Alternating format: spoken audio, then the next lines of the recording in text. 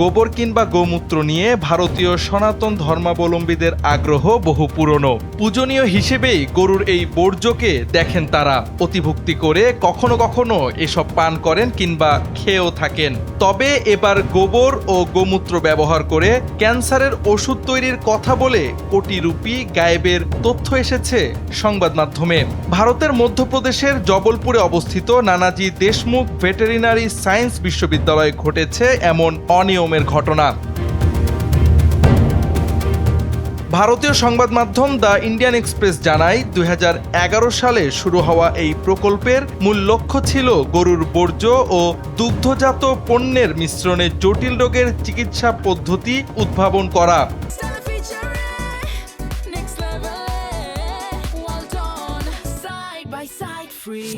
রাজ্য সরকার এই গবেষণার জন্য 3.5 কোটি রুপি বরাদ্দ দিলেও দীর্ঘ 1 দশকে মেলেনি কোনো দৃশ্যমান ফলাফল। বরং অভিযোগ উঠেছে প্রকল্পের বিশাল অঙ্কের অর্থ নয় ছয়ের। সম্প্রতি জেলা প্রশাসনের নির্দেশে অতিরিক্ত কালেক্টরের নেতৃত্বে গঠিত একটি তদন্ত কমিটি 2011 থেকে 2018 সাল পর্যন্ত ব্যয়ের নথিপত্র পরীক্ষা করে একটি প্রতিবেদন জমা দিয়েছে।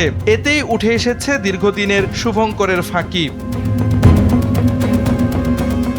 তদন্তে দেখা গেছে গোবর, গোমূত্র ও আনুষঙ্গিক কাঁচামাল কেনায় প্রায় 1,92 লাখ রুপি ব্যয় দেখানো হয়েছে, যার বাজার দর সর্বোচ্চ 15 থেকে 20 লাখ রুপি হতে পারত। এছাড়া গবেষণার প্রয়োজনে দেশের বিভিন্ন শহরে বারবার বিমানে ভ্রমণের খরচ এবং নিয়ম বহির্ভূতভাবে গাড়ি কেনা ও রক্ষণাবেক্ষণের পেছনে বিপুল অর্থ ব্যয়ের প্রমাণ পাওয়া গেছে।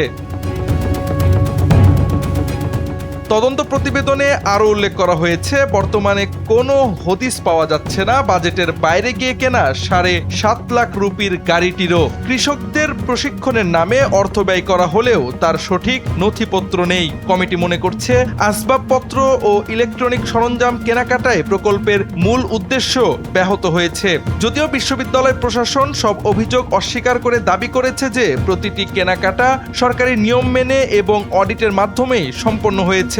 বর্তমানে এই তদন্ত প্রতিবেদনটি পরবর্তী আইনি পদক্ষেপের জন্য ডিভিশনাল কমিশনারের কাছে পাঠানো হয়েছে। জাওয়াদ আহমদ, এনপিবি।